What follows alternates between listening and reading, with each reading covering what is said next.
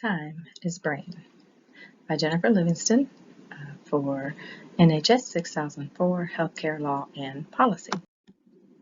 Table of contents. First, we'll have a title slide, introduction to stakeholders, a little information about healthcare law and policy benchmarks related to the topic we are discussing, individual results from Robbins Memorial Hospital benchmarks metrics, why change matters, discussion, a review of the stakeholder impact on change and the value of these changes to the organization, the plan to implement the changes, the future success determination, and an opportunity for questions, and then references. Our stakeholders are the backbone of our organization. Without your valuable input, motivation, and dedication, this organization would not be able to be successful with our thrombectomy capable certification earned from the Joint Commission. The neurology team is the stakeholders we are focusing on, and it consists of neurosurgeons, neurologists, coordinators, managers, support staff, neuro ICU, and neurology floor staff. Later we will include other stakeholders, but this is the main focus stakeholder group. Healthcare law and policy benchmarks. So stroke is the fifth leading cause of death in the United States, with one occurring every 40 seconds, resulting in 1 in 20 of every death. This is the leading cause of disability in the United States also. A non-contrast head CT is a nationally recognized gold standard radiologic test for patients presenting with acute stroke, and it looks for hemorrhage, hyperdensities, lesions, tumors, to diagnose and determine the appropriate treatment plan for stroke. For example, is there hemorrhage, which is a contraindication for a TPA, tissue plasminogen activase, which can greatly reduce long-term disability in a stroke patient if administered in a timely manner. And the national benchmark goal for this measure is a non-contrast CT completed within 15 minutes of arrival to the emergency department and evaluated within 25 minutes. So within 15 minutes they want you in the CT scanner, and within 25 minutes a radiologist to read those results to the neurologist. Every second counts with a stroke, and it is necessary to be evaluated immediately to allow for these appropriate interventions such as TPA to minimize long-term cognitive, sensory, and physical impairments. The American Heart Association, along with the American Stroke Association, have developed a 60-minute or less time-sensitive stroke intervention protocol. It's a plan designed to improve neurologic outcomes based on research and evidence-based findings that are followed by most healthcare facilities. Robbins Memorial Hospital, as you can see from these benchmark metrics, is meeting most of the benchmarks listed here. These, of course, are not all of the stroke intervention benchmarks. These are just the ones we're using for the purpose of our study. And now you can see the non-contrast CT completed within 25 minutes of arrival to the ED is at 84%. So 38 out of 42 patients for the month received it within the appropriate time frame. Why this change matters? Well, non-contrast CT completed within 25 minutes, and that's completed and read by radiologists, of the ED arrival compliance has a direct impact on the discharge dispositions, and you can see the discharge dispositions here, and that's related to the interventions we were able to do in a timely manner. Everything kind of stacks on itself. So if you can do the CT in time, if they require a TPA, you can do the TPA in time. If they require a thrombectomy, then you can get that within that particular window. So everything is time sensitive and important. And you can see that we only had 20 out of the 42 patients discharged home with a complete recovery. So if we were able to move our compliance up to 90, 95, or 100%, that number may increase because we had 15 that went to a rehab center. So imagine if those individuals had fewer deficits and were able to return home, the impact that would have on their families and the community and length of stay and hospital itself. So the current level of care is not meeting this national standard with this benchmark metric, and it's not conducive to optimal patient outcomes. So we have to figure out a way to make that happen. So if we have these changes, we can have several positive outcomes. So meeting national metric goals with this measure will allow for these positive outcomes, not only for our stakeholders, but for our patients. So these are combined outcomes. So optimal patient outcomes with improved discharge dispositions, of course, decreases lengths of stay, leading to greater patient capacity achievement. So what that means is if more patients can be discharged home with fewer deficits, that means shorter hospital stays in general, 3 days, and that leads to us being able to provide care for more patients because it opens up bed availability to bring those patients in. It also leads to increased reimbursements and monetary payments from CMS. This is due to improved patient outcomes, improved standards of care, improved goals of care, subsequent improved community outcomes, and improved HCAHPS scores related to positive patient reporting. So basically, the Centers for Medicare and Medicaid set national standards and goals with hospitals. You meet this achievement mark, you get reimbursed for this. You don't do this, then you're not reimbursed for the whole stay, or various levels of that. And then also if you have patients going home and they're going home sooner and they're going home well, they're going home without deficits, and of course when they do that reporting on the HCAHPS scores, that is going to show higher, which also leads to higher reimbursements from CMS. It also improves the hospital's perceived and actual standards of care and improved goals of care in the community. And overall, these patients going back into the community without long-term disabilities, of course,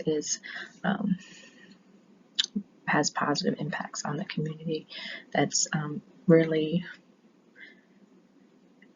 it's difficult to even come up with numbers for that because it affects their home life, their children, and the lives of everybody they touch. If you can imagine, you have mom and dad who work, support their family, show success to their children. The children model that, they become successful. It just keeps rippling effect into the community. You have mom or dad come home and they're disabled through a stroke.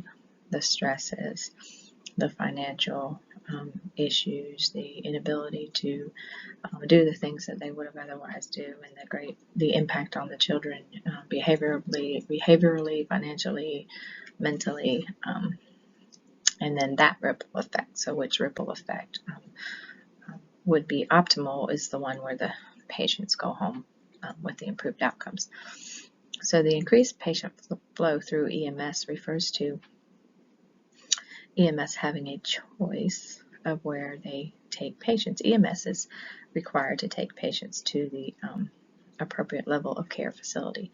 So if you are thrombectomy capable and another hospital is comprehensive, meaning they can do neurosurgeries, thrombectomies, etc., but your hospital's patient outcomes are not as high or optimal as the comprehensive stroke center's numbers, then the EMS would most likely route that patient to the comprehensive facility for the more appropriate care.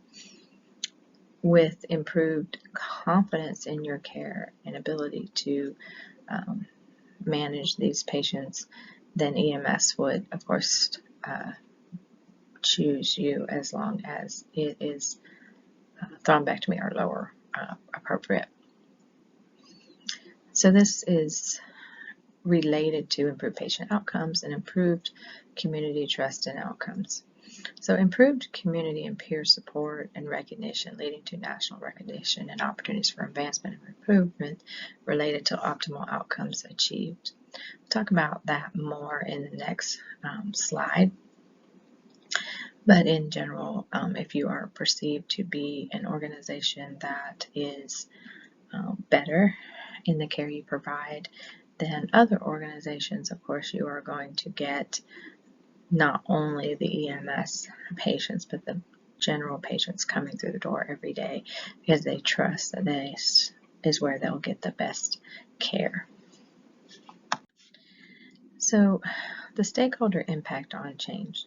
The neurology team stakeholders, including the neurosurgeons, neurologists, coordinators, managers, the support staff, all the staff of the neuro ICU and the neurology floors, it's vital and essential to the successful implementation of the change required to improve this benchmark metric to meet the national standards. And it cannot be done without you. Every member of the stakeholder group is essential to meeting these goals. So the values of changes to the organization. So if we make these positive changes to the organization, it has immense, immeasurable value. Recognition for the organization stakeholders for their innovation and achievement, possibly leading to monetary gain, improved peer recognition, published work, career promotion, research opportunities, and improved feelings of self-worth related to a successful career pathway. If you go to work and you make all these people better and you improve the entirety of their life based on how they go home after a stroke, because it does affect the entirety of their life, then you're going to feel more confident, more self-worth. Monetary gains for the organization, again related to decreased lengths of stay, improved discharge dispositions, improved emergency medical service patient flow, increased community trust and choice for their care related to improved patient and community outcomes, and improved reputation and nationally recognized standards of care.